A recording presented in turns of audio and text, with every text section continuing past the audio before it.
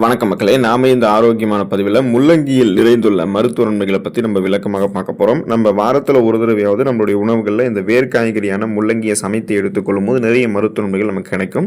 அது காரணம் முள்ளங்கியில் வளமான அளவில் ஆன்டி ஆக்சிடென்ட்கள், ஃபைபர் என்று சொல்லக்கூடிய நார்சத்து, நீர் சத்து எல்லாமே அடங்கியிருக்கு. உடலுக்கு வேண்டிய அத்தியாவசியமான ஊட்டச்சத்துக்களுமே முள்ளங்கியிலிருந்து நமக்கு கிடைக்குங்க. அப்போ நம்ம தொடர்ந்து முள்ளங்கியை நம்மளுடைய உணவுகள் எடுத்துக்கொள்ளும் போது கிடைக்கக்கூடிய நன்மைகளை விளக்கமாக பார்ப்போம். அதை பற்றி பார்க்கறதுக்கு முன்னாடி இந்த வீடியோவுக்கு மட்டும் ஒரு லைக் கொடுத்துட்டு இந்த தகவலை உங்களுக்கு தெரிஞ்சவங்களுக்கும் ஷேர் பண்ணிடுங்க. ஏன்னா இது அவங்களுக்கும் பயனுள்ளதாக இருக்கக்கூடிய ஒரு ஆரோக்கியமான பதிவு தான். இது போன்ற அப்டேட்ஸ்கள் நீங்கள் தொடர்ந்து பார்க்கறதுக்கு நம்மளுடைய ஹெல்த் நியூஸ் தமிழ் சேனலை மறக்காமல் சப்ஸ்கிரைப் பண்ணி வச்சுக்கோங்க. பக்கத்தில் இருக்கக்கூடிய பெல் பட்டனையும் கிளிக் பண்ணி ஆல் அப்படின்ற ஆப்ஷனையும் செட் பண்ணி வச்சுக்கிட்டீங்க அப்படின்னா நாங்கள் போடக்கூடிய எல்லா அப்டேட்ஸும் உங்களுக்கு நோட்டிஃபிகேஷன் அடிக்கடி வந்து சேரும். சரிவாங்க மக்களே, இப்போ வீடியோக்குள்ளே போயிடலாம். செரிமானத்திற்கு உதவிகரமாக இருக்கக்கூடியது முள்ளங்கிங்க. இப்போ முள்ளங்கியில் வந்து ஃபைபர் என்று சொல்லக்கூடிய நார் சத்து, நீர் சத்து கரெக்டான அளவில் அதிகமாக நமக்கு வந்து இருக்கிறதால செரிமானம் அமைப்பு எப்போதுமே சீராக வைக்கிறதுக்கு முள்ளங்கி உதவிகரமாக இருக்கும். முள்ளங்கியை அடிக்கடி உணவுகளில் சேர்த்துட்டு வந்தோம் அப்படின்னா அதில் இருக்கக்கூடிய அதிகப்படியான நார் சத்து செரிமான செயல்பாட்டை மேம்படுத்தி சீரற்ற குடல் இயக்கம், கடுமையான மலச்சிக்கல், வயிற்று வலி, வாயு பிரச்சனை, வயிற்று பொறுமல், வயிற்று உப்புசம் இது மாதிரி பிரச்சனையை வந்து நமக்கு தடுத்துவிடும், குணமும் படுத்திவிடும். மேலும் வந்து நம்ம எடுத்துக்கொள்ளக்கூடிய இந்த முள்ளங்கி வந்து பித்த நீர் உற்பத்தியை சீராக்கும், கல்லீரல் மற்றும் பித்தப்பையை வந்து பாதுகாக்கும், உடலில் நீர் தேக்கம் அடைவதை தடுக்குங்க.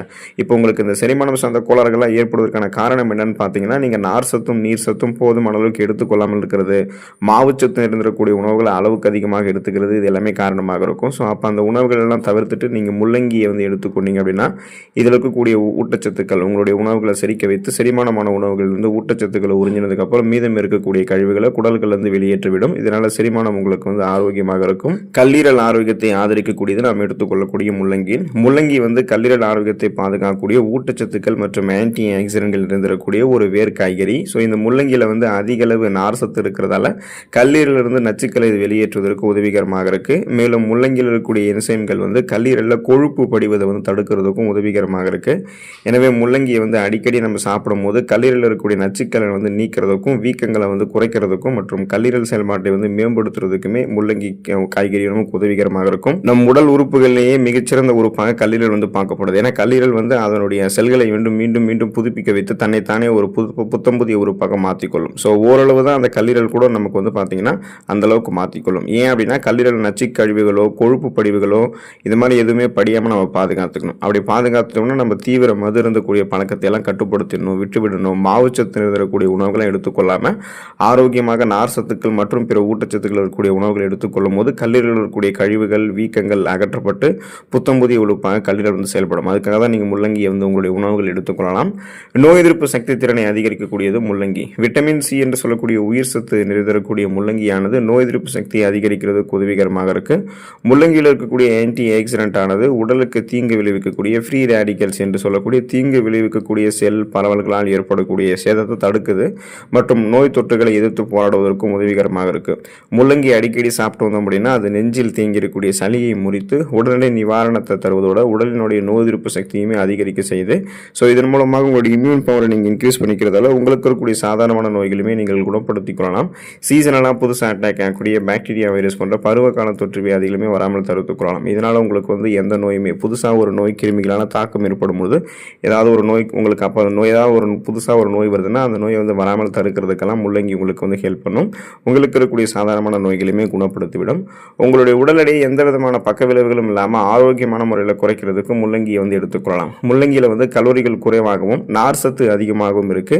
எனவே இது அடிக்கடி தங்களினுடைய உணவுகளில் அதிகமாக சேர்த்து சாப்பிட்டு வரும்போது உடல் எடையை வந்து இது விரைவில் வந்து குறைக்குங்க. முள்ளங்கியில் இருக்கக்கூடிய அதிக நீர் மற்றும் நார் சத்து வயிற்றை நீண்ட நேரம் நிறைவாக வைத்திருக்கும். இதனால் எடையை வந்து குறைக்கிறதுக்கு முள்ளங்கி உங்களுக்கு ஹெல்ப் பண்ணும். அதாவது நம்ம வெயிட் லாஸ் பண்ணணும் அப்படின்னாலே அதிக கலோரிகள் இருந்திருக்கக்கூடிய உணவுகளை வந்து எடுத்துக்கொள்ளக்கூடாது. குறைந்த கலோரிகள் இருந்திருக்கக்கூடிய உணவுகள் எடுத்துக்கொண்டு பசியை கட்டுப்படுத்தி வெயிட் லாஸ் பண்ணக்கூடிய ஃபுட்ஸ் தான் நம்ம எடுத்துக்கணும்.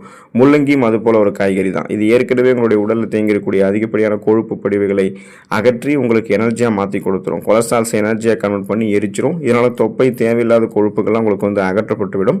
கட்டுக்கோப்பான உடலமைப்பு கிடைக்கும். அதுக்கான டயட்டில் வந்து நீங்கள் முள்ளங்கியை வந்து ஆட் பண்ணிக்கலாம். பிபி என்று சொல்லக்கூடிய பிளட் ப்ரெஷர், அந்த ரத்த அழுத்தத்தை வந்து கண்ட்ரோல் பண்ணுறதுக்கெல்லாம் முள்ளங்கி எடுத்துக்கலாம். காரணம் முள்ளங்கியில் வந்து பொட்டாசியம் அதிகமாக இருக்குது. இந்த பொட்டாசியம் நம்முடைய நரம்புகள் இருக்கக்கூடிய அந்த இறுக்கங்களை தளர்த்தி ரத்த நாளங்கள்லேருந்து உங்களுக்கு அந்த இறுக்கங்களை தளர்த்தி விடுபட வச்சு நரம்புகள் வழியாகவும் ரத்த நாளங்கள் வழியாகவும் போதுமான ரத்த ஓட்டத்தை நம்மளுடைய உடலுக்கு வந்து கொடுத்துட்டே இருக்கும்.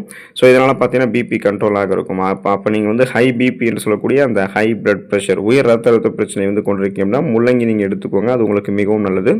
உங்களுக்கு அப்போ அதனால் பார்த்தீங்கன்னா உடல் உறுப்புகளுக்கு ரத்தம் வந்து போக ஆரம்பிக்கும். பிபி கண்ட்ரோல் ஆகிடும். ஸோ இதனால் இதயத்துக்கும் நரம்புகள் வழியாக ரத்த ஓட்டம் உங்களுக்கு போகும். ரத்த நாளங்கள் வழியாக ரத்த ஓட்டம் போகும். அப்போது இதயத்துக்கு வேண்டிய ரத்த ஓட்டம் கிடைக்கும் போது மாரடைப்பு, பக்கவாதம், இதய தமனிகளில் வீக்கம் ஏற்படுதல், இதய தசைகள் வலுவிழந்து போகுதல் போன்ற பக்க விளைவுகள் எதுவுமே உங்களுக்கு வந்து ஏற்படாது. இதனால் இதயத்தையுமே நீங்கள் பிபியை கண்ட்ரோல் பண்ணும்போது ஆரோக்கியமாக வைத்துக் கொள்ளலாம். இதுக்கெல்லாம் தொடர்ந்து நீங்கள் முள்ளங்கி எடுத்துக்கொள்ளுங்கள். அதில் இருக்கக்கூடிய ஆரோக்கியமான ஊட்டச்சத்துக்களை பெற்று நலமோடு வாழக்கூடிய வாய்ப்பை பெறுங்கள். அடுத்த ஆரோக்கியமான பதிவில் மறக்காமல் சந்திப்போம். நன்றி மக்களே.